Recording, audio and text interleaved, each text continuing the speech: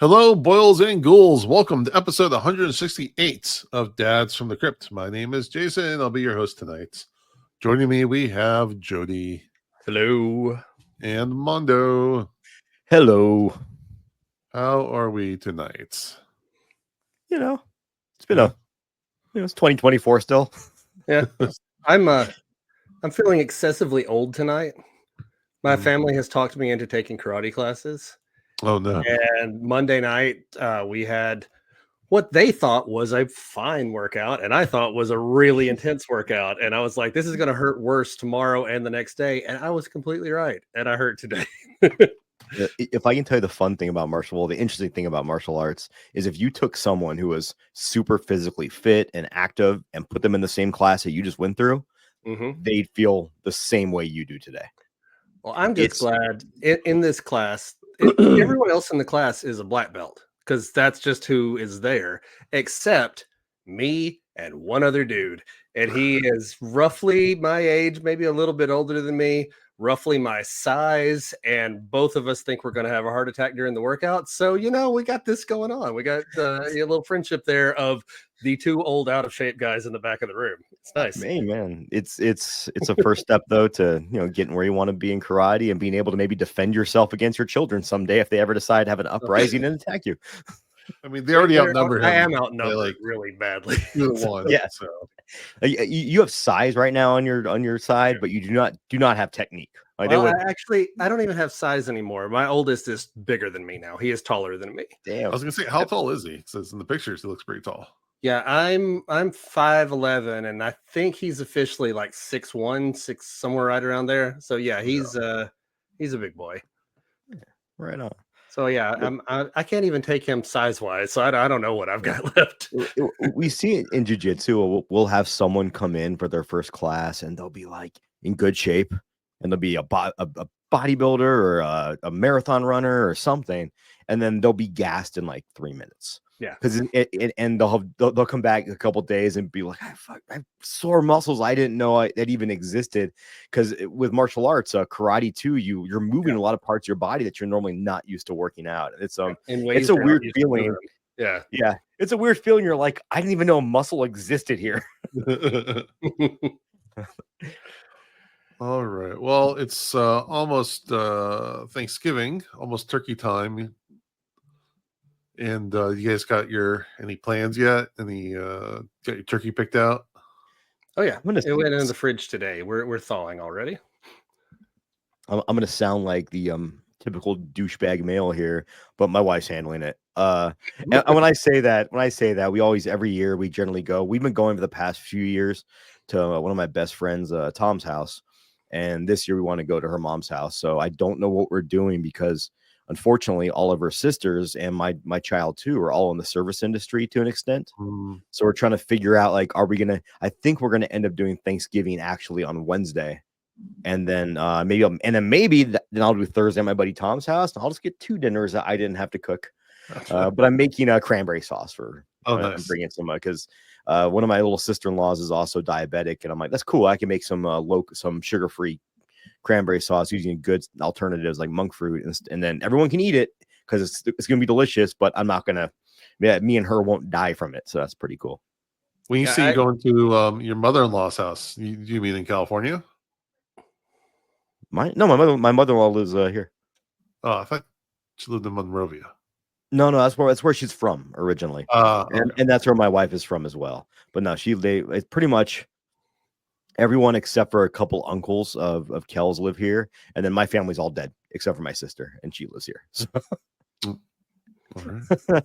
I've got cranberry sauce to make too. Mine will not be safe for diabetics. There's a lot of sugar in it. The one you made, it was the last year, the year before, looked delicious. So yeah, it's my specialty, and my family has started moving me towards being the turkey maker. So I do the turkey every year. But I also got a text from my mom this morning asking if I could do mashed potatoes and all the deviled eggs. So I'm going to be busy this year. But also that means I can eat as many deviled eggs as I want while I'm making them. That's all. Yeah. I'm doing the turkey as always. And but my wife has like a friend of a friend who has a turkey farm. So we're buying a turkey directly from them. and they give you the option to come and meet the turkey beforehand, which I'm like, nope. And then they Yep, also say you can come and help process the turkey. Nope. That's some serial killer shit. Like, do you want to meet your victim before you enact the crime? Fast forward, if this was a sitcom, to Jason choking a turkey with his bare hands. No, I don't. I was like, nope, nope, nope. And my brother, I live in the South, out in the rural area. So my brother does some hunting, like he'll hunt deer and stuff, and he'll process them himself. And I'm like, I can't even think about eating it, much less like the whole process, getting it to food level. You leave me out of all of that. Like I respect it though, because it's it's the closest thing you're ever going to get to seeing where your food comes from, Sure, and realizing the sacrifice another animal makes for your if meat. that's something, if that's something you can handle, yeah, cool. Yeah, I can't. I'm kind of like you guys are, and I'm kind of, I guess it's a little bit hypocritical because I'm like, I know what it is. I know an animal died for this, but I don't want to think about it. And I get it. I mean, I'm sure we got some vegans that are like, God, these guys are idiots. But no, more power to you guys. Like, nothing but respect. I can appreciate its sacrifice from a distance. I'll say that. It's kind of the separating the art from the artist, right? Yes. Yeah. But I will say the beauty though, like when you, and I bet your brother probably does this when he goes and hunts. I bet he uses every part of the animal and tries to no waste, like honor at least this animal made a sacrifice. But I'm gonna try to use every piece of it and not absolutely not be wasteful. And then we're also like trying to get the kids involved, so we each are like trying to get them to choose a dish that they're going to help us make. So like my daughter wants to make pumpkin pies. Nice. I think my son might do like mashed. No, we're also they're 10, so they're going to need a lot of assistance. And I think we're trying to find some YouTube videos for them to watch to kind of get some ideas of what parts they can help with. That'd be cool. Yeah. And do they cook it all with you right now? They can microwave really well. My daughter can mostly like make scrambled eggs on her own. It's just, we want to have someone watch the stove while she's cooking a little bit. I mean, obviously they're children. You should be somewhat involved. So and your kids are a little younger than mine too. Like my older kids cook, but the younger ones don't. Right. All right. But you're teaching them good life skills. I'm just going to say this to everyone out there.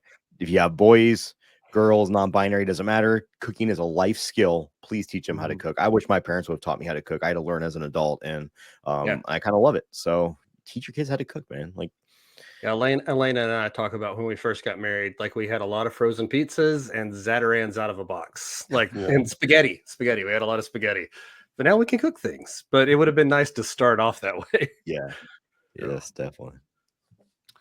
All right, tonight we're diving into Creepshow Season 2, Episode 2, which came out on April 1st, 2021. Jody, why don't you give us a plot synopsis for the first segment? All right, so just a little disclosure here, like behind the scenes stuff. It's been a while that we've been trying to record this episode, and I have not rewatched it since I watched it like a week and a half ago, so we're going to try to remember everything.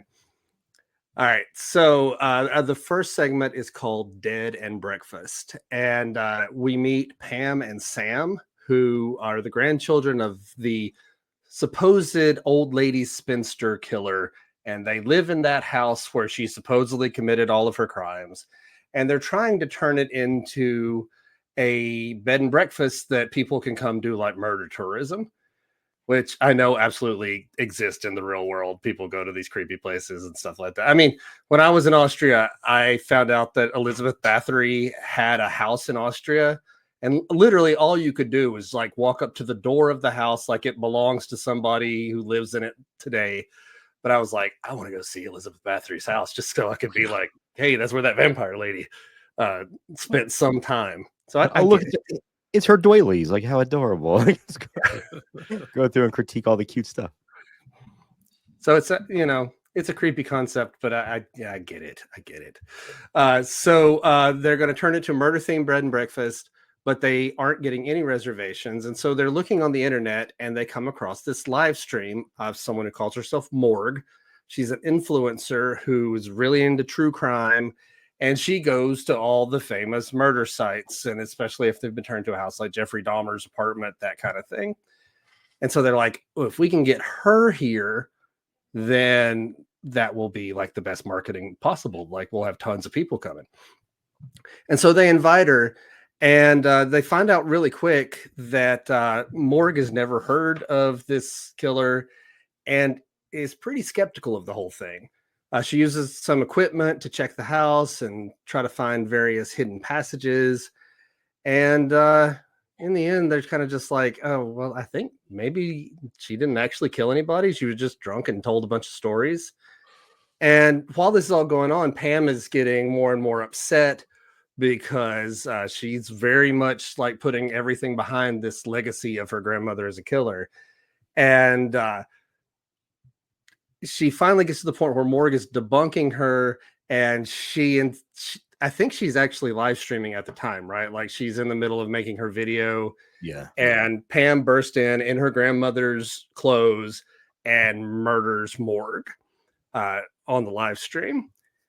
And then we see it's a year later, and Sam has revitalized the house by using the most recent murder that his sister committed as part of the whole tourist attraction, because it was the live stream thing, so everyone knew about it, and they're getting tons of business. And so one day at the end of the day, he's handling the profits, and he goes into a room and hits something he hadn't hit before. A trap door opens up underneath him, dropping him down into the basement, where he finds a whole bunch of skeletons, where we get proof at that point Grandma was a serial killer all along. And Sam first starts by Sam, he's excited because he can get even more money, but then he realizes, oh wait, I'm stuck in Grandma's death pit, as the trapdoor closes up above him, sealing his fate. All right, thank you, Jody. Mondo, what did you think of this segment? I wasn't the biggest fan of it. It had its moments. I think it's a little long in the tooth, and some of the plot lines get played out really quickly.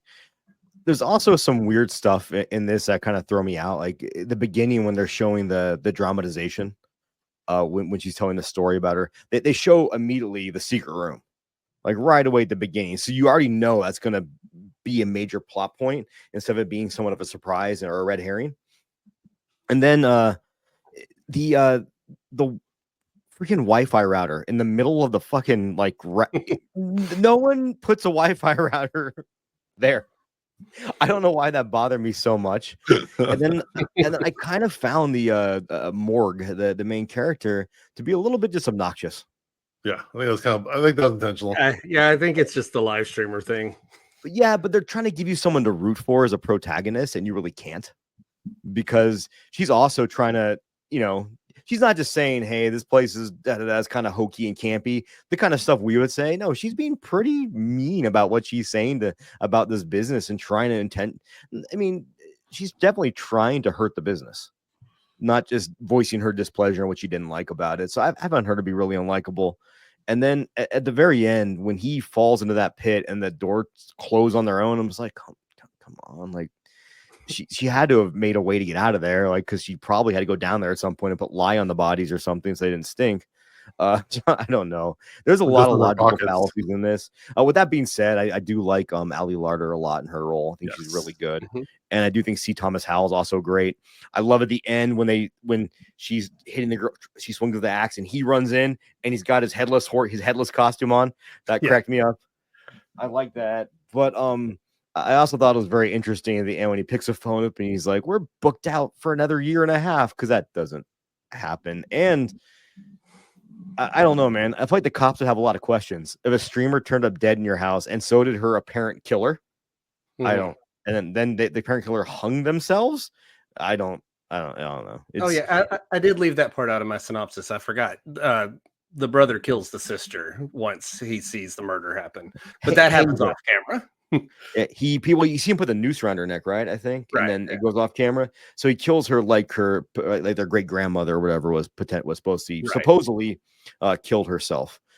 Oh, and also, come on, the eyes I usually love the eyes through the picture gag, but are we supposed to believe that they didn't know those existed? Like, and also, Okay, I'm sorry. I'm gonna rant about stuff that bugged me, and also the whole scene where she's wanding and metal detecting the walls, and she goes, "Are these walls iron?" Because I told you they were all metal. Yeah, but you didn't say iron. A fucking metal detector does not specify what kind. And she's Right. not even yeah, does not specify what kind of metal is behind the wall. It's just, is it metal? Yes. Is it not metal? No, it's not metal. So yeah, that's those are my God, feeling very grapey today. I don't I was know, like, this is a rare like Mondo complaint about a dude. It's piece been of a media. It it's been a long, happens. I mean, it's been a long Halloween couple of weeks, ends man. exist, so I get it. I know. I know what it's I like mean, to have something hit you exactly the wrong way. with all my complaints about it, I didn't hate it though. Like I Yeah. didn't think it was No. good, but I wasn't like I think if they'd have condensed it down, maybe chopped off about 5 or 6 minutes, maybe got rid of some of the streamer stuff, I think it'd be way more enjoyable. But I don't think it was bad. I just don't think it was good either. All right, Jody. Yeah, I like this a lot more, I think, than Mondo did. Just, I mean, it felt like just a classic kind of EC type story of scheming people, get bad things happen to them, and yeah, there was nobody to root for, but I mean, again, that's kind of typical of like Tales from the Crypt and EC, that kind of stuff. Our next story, there's no good guy in that either. I mean, technically, maybe Ashley Lawrence kind of is Yeah. okay. I mean, she's good because she's Ashley Lawrence, but like I'm okay with this type of story not having somebody I could really root for. Like, you get to hate everybody in their own unique ways, and so yeah, I thought it was fun. I had a good time with it.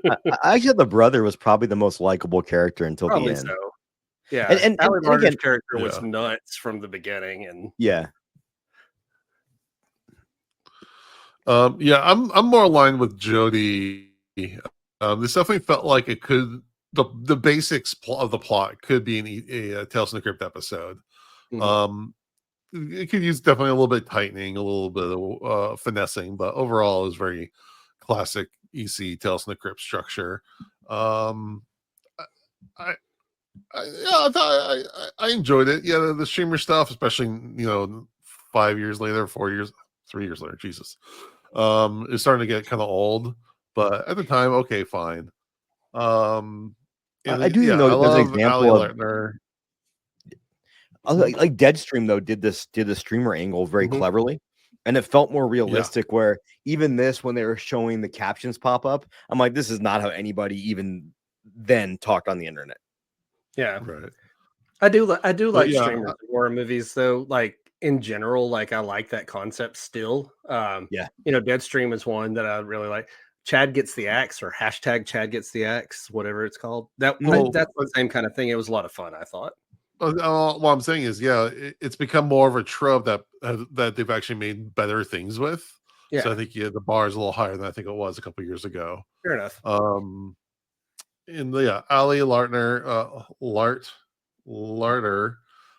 She's just always fun to watch. She's one of those people that kind of. I think I'm very close in age to her, so it's kind of cool, like watching her career, over the many years. It's great when she pops up in the Final Destination or Resident Evil or House on Haunted Hill or even Varsity Blues. I'm not going to complain whatsoever. I mean, all of us are probably sympathetic to Ali Larter because of Varsity Blues Yeah, happening at the ages that we were when it happened. She's exactly. 48 now, and I thought she did a great job in this. Oh, can I also complain about the title "Dead and Breakfast"? Only because hold on. Only because it was a film that's already been made. They've already made a Dead and Breakfast. Yeah, I have heard of that. Yeah, actually, a kind of a horror comedy. Osgood Perkins is actually in that. Portia de Rossi, the blonde woman from Arrested Development. Yeah. And what's his name? The guy on Walking Dead that everybody dressed up as like 5 years ago for Halloween. I don't watch Walking Dead. Jeffrey Dean Morgan. Okay. Okay, yeah. So I haven't seen that movie in 15 years, maybe since it came out. But I was kind of like, come on, like it's already been done. Pick a different name. Okay. It is clever though. Don't get me wrong, it's clever. Well, just enjoy some fun. Yeah, C. Thomas Howell is one of those people I kind of forget about often, but then like I look at his IMDb, and you're like, holy crap! In the '80s, he was everywhere. He was in E.T., The Outsiders, Red Dawn, and The Hitcher. Like, that's an amazing run right there. Mm-hmm. And then Morgan is played by Iman Benson. She's done some TV, including The Midnight Club. But yeah, again, I can like kind of close my eyes and squint a little bit and pretend this is a Tales from the Crypt episode, and it fits right in. There's a comfort in that. Did you ever hear how C. Thomas Howell got his name, his stage name? No. So his real name is just Thomas Howell. And then one day he was in his backyard, he was playing. His mom told him, "Hey, don't go play next to those logs. You're gonna fall over and trip." And he did. And she goes, "See, Thomas Howell?" No? Okay, I tried. I was like, I don't know. I try. Come on, we're dads from the Crypt. I'll give you points for that. Squeeze that had the feel of the Joe Bob joke at the end of the episode, where sometimes it really hits, and then sometimes. That's what you're saying, Jody's this time. Nah, I just didn't. All right, I'll try. I'll be better. I'll do better. Okay. All right, Jody, tell us about the next one. All right, so the next one is called Pesticide. And in this one, we meet Harlan King, who is a crass and unscrupulous exterminator. That's Wikipedia's words for it. This guy's, kind of a big gross jerk. He claims he can get rid of any kind of pest, insect, rodent, anything like that. He shows up in the middle of a therapy session where the therapist is played by Ashley Lawrence, and he just like walks in the middle of their sessions, like, "Hey, you need to pay me," and when she does, he wants to come back, so he lets some cockroaches loose in her house so that he'll have something else to have to exterminate later. And so later on, though, he is contacted and led to this abandoned factory, and he meets Mr. Murdoch, who is Keith David. He's a real estate entrepreneur who wants to tear down the factory and build condos. And he shows King a small community of homeless people who are squatting on the property. And he said, "This is the pest I want you to get rid of." And King's not totally okay with this idea of killing people. He initially refuses, but he sees a briefcase full of money. And again, as Wikipedia said, unscrupulous. So he comes back with some poison, and he's not really sure about himself. But when he is carrying the poison in, a man gets up and attacks him, and he's forced to kill the man in self-defense by smashing a bottle of poison in his face. And in the process, he drops another bottle of poison into like the community soup that they're making. So the next day he comes back. Well, first he has all these like hallucinations, and let me see if I'm in the right time. Okay, so everyone's killed. He has all these hallucinations where he's getting mauled by oversized pests like a giant rat, a giant mosquito, a spider the size of a truck. All these pretty cool effect creatures attack him. And he later becomes to believe that Mr. Murdoch is the devil, and he's made a deal with the devil. And he goes to the psychiatrist, and I don't remember exactly what happens at this point, because he wakes up as a teeny tiny little bug-sized man at the psychiatrist's office, and she thinks he's an insect, and she swats him until he's dead. But I don't remember, was there something in between those two steps of him figuring out that the guy was the devil, or was he just going to psychiatrist because he was going crazy? I think he just went there because he felt bad and was going crazy with all these hallucinations. And then he ran into the fact that the animal attacks weren't necessarily real, or the pest attack, but the end when he was shrunk down to tiny size, that was the devil. Yeah, that was real. And then Keith David shows up as the exterminator. Yeah, the new exterminator. Yeah. Keith David, cool motherfucker. Like, that's just. Have you ever seen him in Requiem for a Dream? Yeah, I have. Long time ago.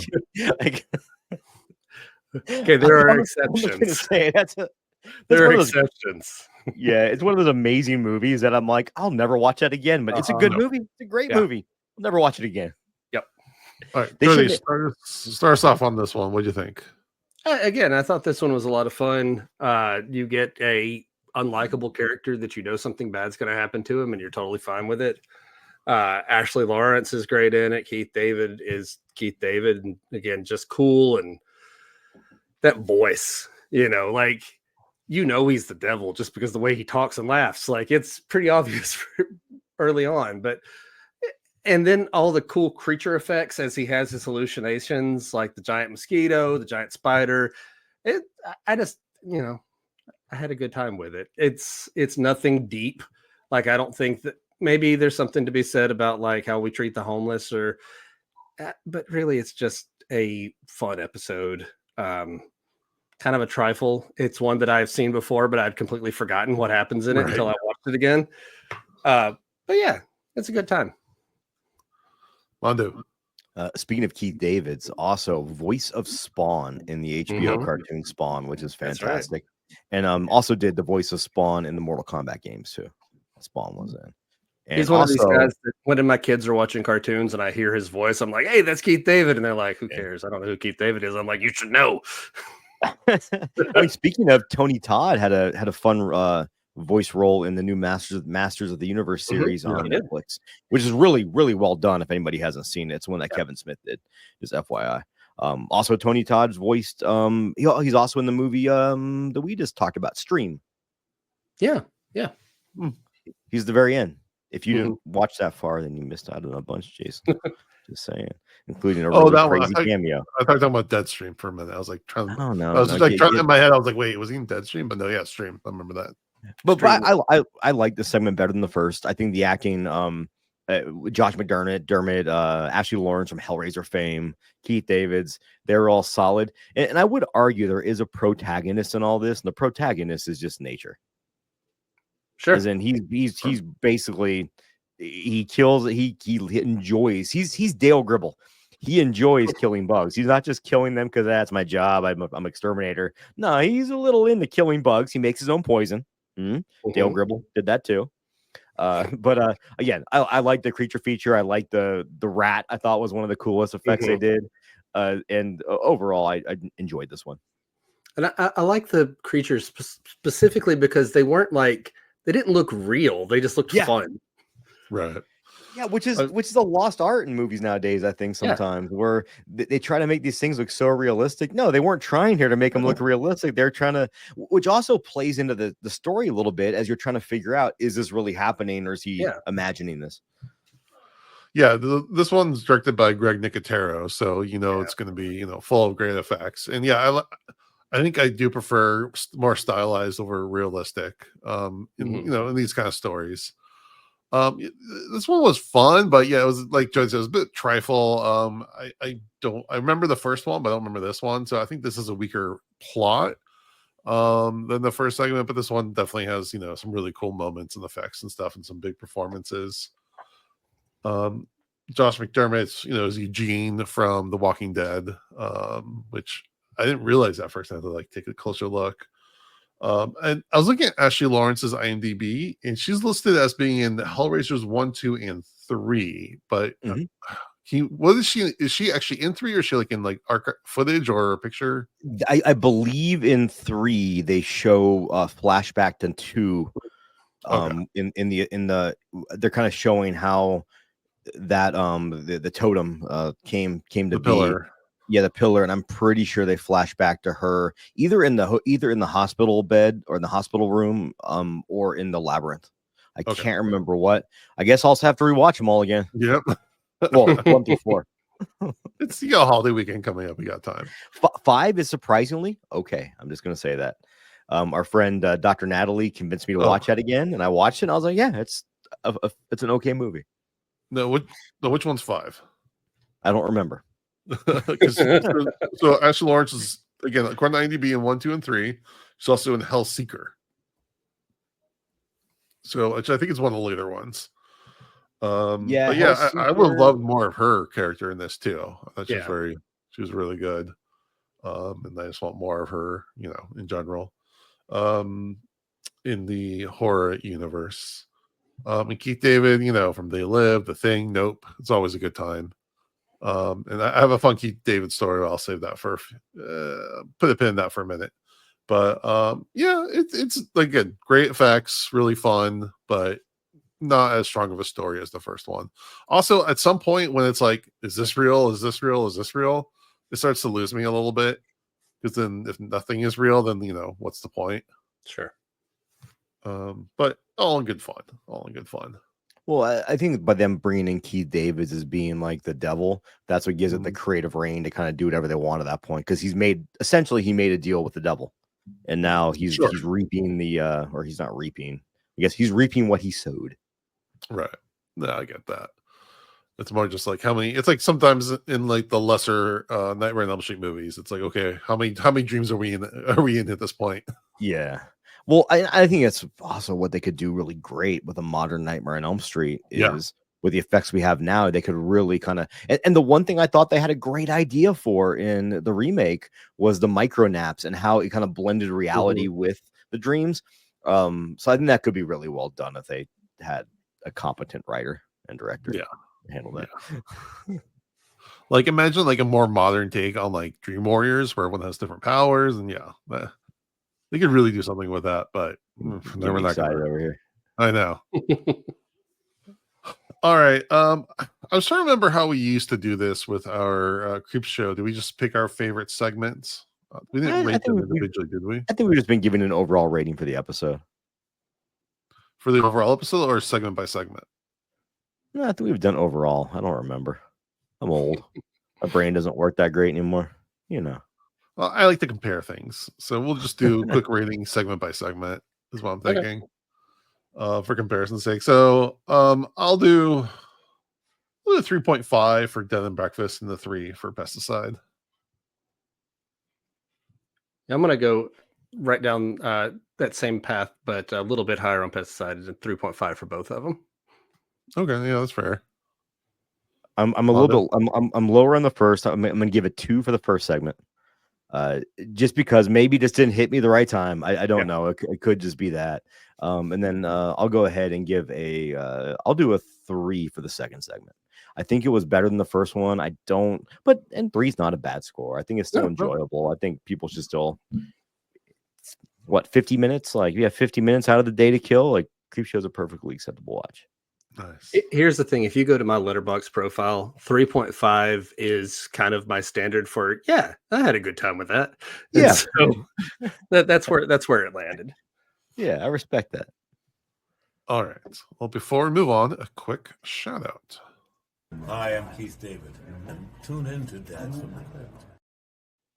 See, just a cool motherfucker.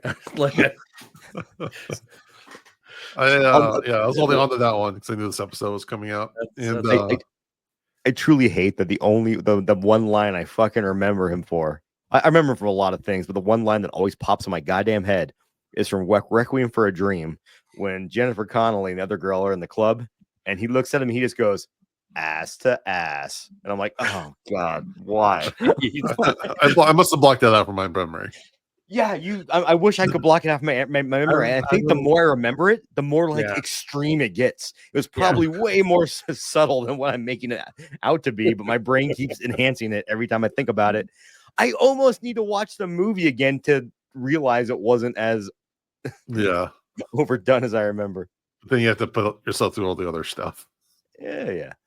I'll just watch True Expectations instead with Jennifer Connelly. But I got to help out with a movie premiere for a small indie movie that Keith David was in. So I got Keith David popcorn. That was my highlight of the night. That's cool.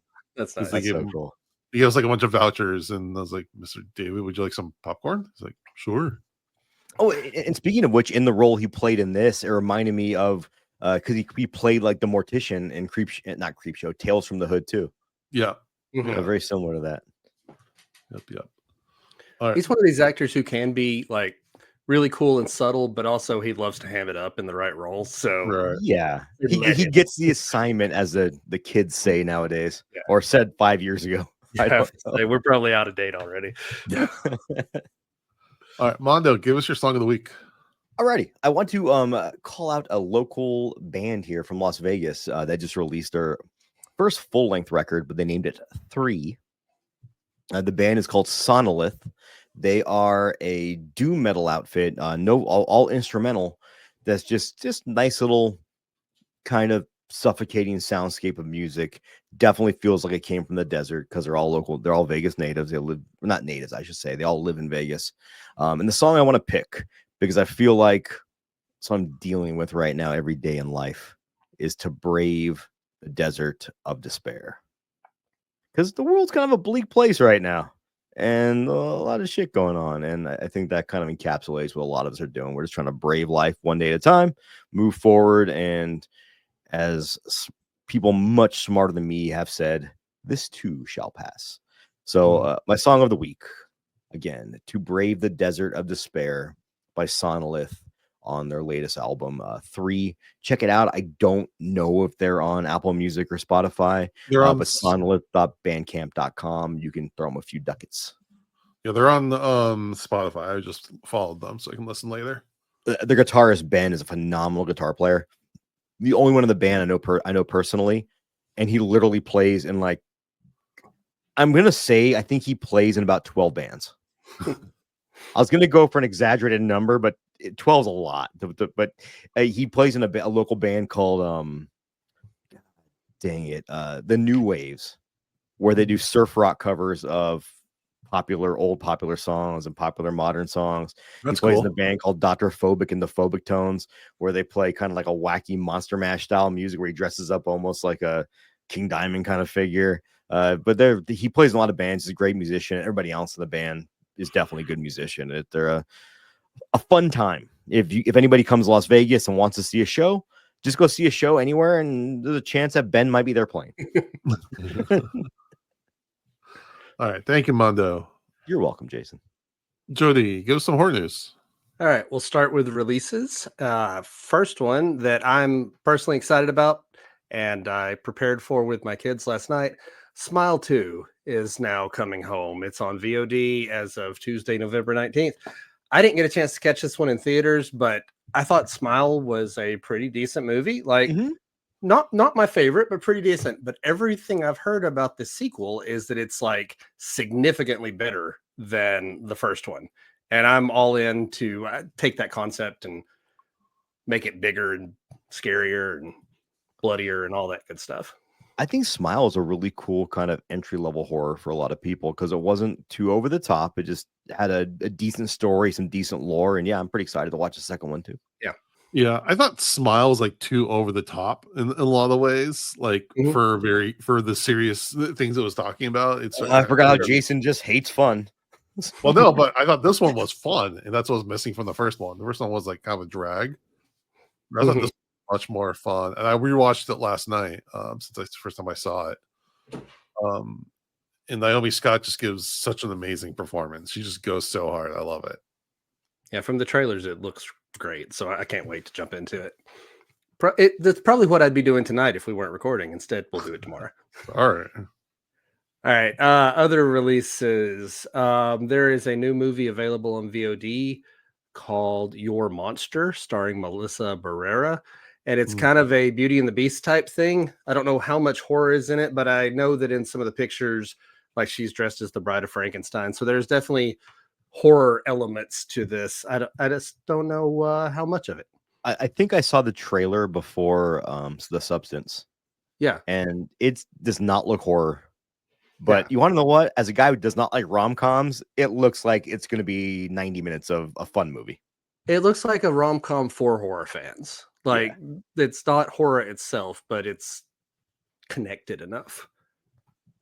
Right. Another big release that I haven't watched yet that I really want to, and I just haven't gotten to it yet. The Creep tapes. The first 2 episodes of the Creep tapes are available on Shudder right now. They're 30-minute episodes. If you like those movies, like, definitely go check this out. I'm going to. That might be what I do tonight, since I don't have time for a full movie, but I could squeeze in a few Creep tapes. I'm waiting I want to watch the originals again. Yeah. So I've watched the first one a couple times within the last year or so, and then I rewatched the second one today because I wanted to wait a week for more of the episodes to be released. Yeah, because I heard they're only like half an hour. So yeah, they're just half an hour more significant. If you're listening to what Jody said, you would know they're half an hour. Jody just said that. But I'm really excited because those first two movies are phenomenal. Yeah. Yeah. I have one more release that just came out on Screambox. Scream Bra. Screambox. Green Bras. Hey, Scream Bra, if you never mind, I'm not gonna go there. On Screambox. Street Trash remake just released. I'm not a fan of Street Trash, the original, personally. It's gross in ways that are not fun, in addition to the fun, gross, melty ways. So I'm hoping that in 2024 we can do the fun, melty part without the, like rapey parts of the first movie. I liked the first one when I first saw it when I was like 18. And then I watched it again when I was about 30. I was like, Yeah. All right, let's talk books for a minute. There is a anthology coming out pretty soon. August. Oh, well, it's a little bit later than I thought. August 19th, 2025. But the book, though, is called The End of the World as We Know It, and it's all new tales from the Stephen King The Stand universe, by a bunch of different authors. Story by Wayne Brady, like the Wayne Brady from the Who's Line and stuff like that. Robert Cargill, Paul Tremblay, Richard Shimzar, Joe R. Lansdale, Josh Mallerman, Gabino Iglesias, Poppy Z. Bright, like a ton of horror people writing their own stories in The Stand. And The Stand is one of my favorite Stephen King books. It's one that I read at exactly the right time. I love the epicness of it, and just to spend a little more time in that world. I'm really excited for this. There are also a series of novels coming out. How do y'all feel about novelizations? I bought the Terrifier 2 one. I just have not gotten around to reading it. I've read the Terrifier 2 one. What'd you think of it? It's pretty good. Like, I've seen the movie enough times now that I'm retreading some very familiar ground. And so it's a lot of the same stuff I've already seen, but there are some additional scenes. There's a little additional lore. You get into stuff a little more. That's what since I was a kid back at the Scholastic Book Fair days, I loved novelizations. Like, I would pick up books about movies that I already liked. And they give you that little extra something. So I've read The Terrifier. Same author, I think, wrote one for Halloween 2018 that I read. Okay. It was pretty good. The guy who wrote it, what is it? Tim Wagoner. Tim Wagoner is now apparently like the guy to go to, because he is also writing the novelizations for X, Pearl, and Maxine. And from what I have seen about X, there's a lot more story to it. Like, they're adding to the story. There's revelations about the characters and things like that that you wouldn't have gotten just from the movie itself. I love this stuff. Like, I'm going to definitely get those and read those too. There's also a novelization of Silent Night, Deadly Night by a different author that I want to pick up. The movies I love, I like to go deep on them. That's just kind of my favorite thing to do with the movie, is spend too much time thinking about it. Yeah, kind of like what you were saying. Like, when I was a kid, I got really into novelizations. I was really into all that, but I just don't have the time to read a book about a movie. Well, I've already seen that. What's interesting though about the Ty West series, Ty West, is he those, at least X, Maxine maybe less so. Maxine was very story driven, but X and Maxine, I thought, while they were story driven, I think Pearl's very story driven. They're very also atmospheric and very visually.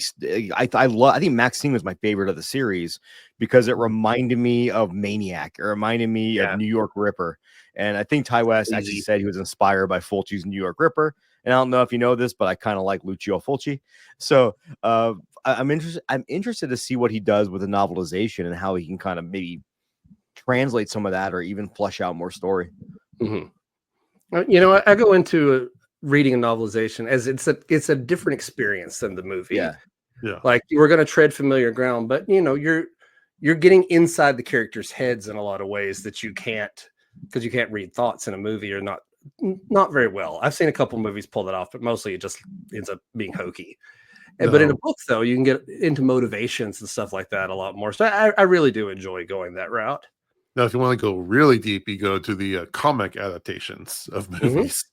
because Okay, well- I still have my like Alien 3 comic book adaptation. And the Predator one 2, I remember I had Alien 3 and Predator 2 were the two big ones I used to read. like the cool things in comics is you can have just the most insane crossovers, and it's fine because it's comic books. And right now I'm reading Avengers versus Aliens. Oh, yeah, how is that? I'm very curious. It's actually really good. It's really well done in the way they're doing that. And they have a Godzilla Skate or Die series out right now, which I have no idea how they mash those an 80s NES game up with Godzilla, but I think it's really cool when they do that in comic books and put horror characters. And Jason, Freddy, Leatherface, they've all had their own comic series. Evil Dead, Ash. They're doing and Jody maybe up your alley. They're doing a Valentine Bluff Killer versus Victor Crowley comic series. Okay, yeah, I like both of those guys. yeah, it's really cool. And then again, we're talking about comic books. Epitaph from the Abyss number 5 just dropped today. So did Seance in the Asylum by Clay McLeod Chapman, who also has a new book coming out that he just announced called Wake Up and Open Your Eyes, which you can pre-order. And he says if you pre-order from the publishing company, you get a autographed little booklet you can put in there and a pizza cutter. Okay. I don't know the pizza cutter, what the symbolism is there, but now I'm excited because I'm a big fan of that guy. Yeah. I think we all are. And if we miss out on the signature, hopefully we'll see him again at CFF. That's a thing. I care less about the signature than the pizza cutter because my goal is I'm going to see him again at CFF and get that shit signed. Yeah, absolutely. I think it's cool when you can buy a pre-signed book, but when it's just like a little card that they just sign 1,000 of you paste it in there. If you're into that kind of thing, I'm not going to knock it. Sure. But for me, I think it's just like I just don't care that much because it's not personal. Yeah. No. The only other thing I have, we've talked movies, we've talked TV, we've talked books. Let's talk very small amount about gaming. The game Lollipop Chainsaw is being re-released in a updated version for PS4 and Xbox on December 2nd. I do remember that game. There you play as like a cheerleader type character who, saws up zombies with a chainsaw. It was fun enough for what it was, but a nice remaster available to play some more, just fun, stupid games. Like there's not enough stupid games anymore, and that's that fun, stupid stuff. I never played that one, but I'm playing the Resident Evil 4 remake right now, and fuck, like this game is a classic. Yeah. I loved Resident Evil 4. It was, yeah. But give me a lot of flashbacks. By the time you guys are reading this too, or listening to this, actually if you have early access, it dropped yesterday, but on the 26th, Ghostface makes his debut in Mortal Kombat. Yeah. Mortal Kombat gets all kinds of horror characters in there now, and I love that. I'm terrible at Mortal Kombat now, though. Oh, I play single player. I just enjoy, taking an edible, putting some music on, and doing some fatalities, I guess. But I play on easy mode because I enjoy it. But I can't play online. I can't do any of that stuff because it just gets. I was never good at Mortal. Like even back, in the mid '90s when we would go over to friends' houses and play. I was never great at it. Like I knew a handful of moves. Like I'd always play Scorpion, so I could do his little like "come here" thing. It's like the only move I knew how to do. But now I'm even worse than I was back then. It's so much more. These games are really hard if you're actually playing against people who know what they're doing. When they release those characters, do they release like a stage that corresponds with them as well? Usually no. I'm curious if they're gonna, now that they have all these characters, if they're just gonna make like a spin-off game with like the settings and everything and just I think we've talked about it before. There's a guy or a group who've made fighting game based on horror characters, and they just added Art the Clown to. But it's a labor of love. It's still pretty cool. I don't think they'll ever do a full horror. I think there's so much money in Mortal Kombat. Like Mortal Kombat, I was reading NetherRealm Studios or whatever major studio owns them. Activision, I don't know who owns them now. Was saying that's like their biggest moneymaker is Mortal Kombat. Right. So there's no plans on slowing down with that. And to be fair, the games are still solid and fun to play, and that's rare. But do you know the best game right now that you can possibly play? What? This game called Balatro. Have you guys played this? I haven't played. I keep hearing about it. I haven't played it. Dude, I got it for the phone, and I made a 3.5-hour plane ride go by like it was 15 minutes. To the point we were landing, I was like, damn it, I'm still trying to beat this boss.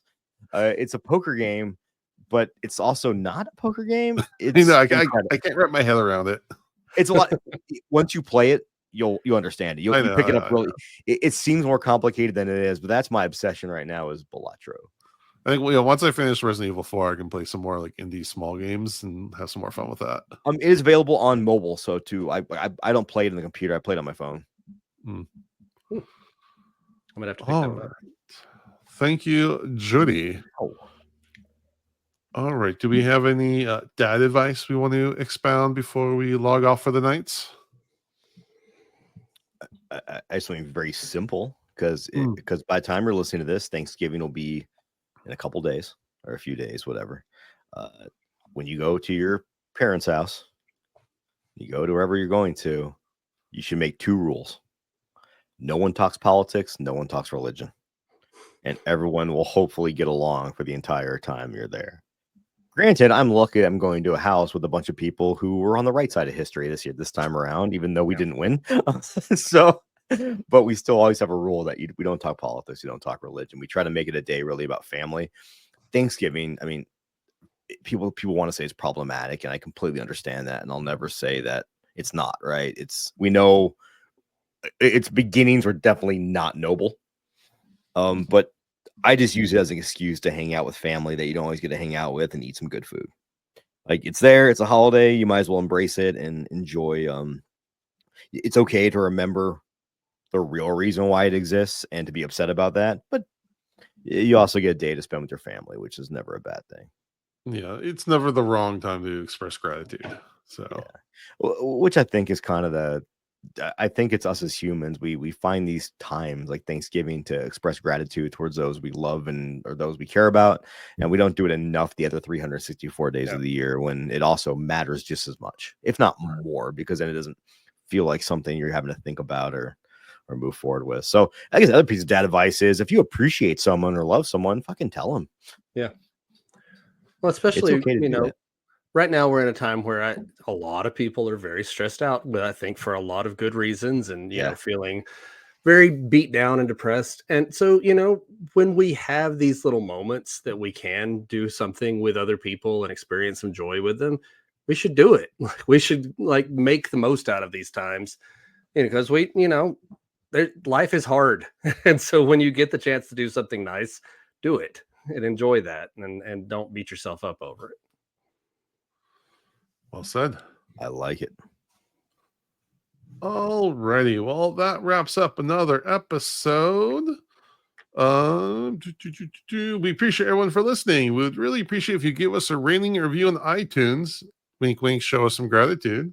Already on Spotify, like and subscribe on YouTube because I am a shameless podcaster. And check us out on Dads from the Crypt Talk on TikTok. And with that, we thank you for listening to Dads from the Crypt. Adios. Follow Dads from the Crypt on Facebook, Twitter, and Instagram, or I will follow you to the grave. No, seriously, you really should watch. But be careful what you ask for. You may get it.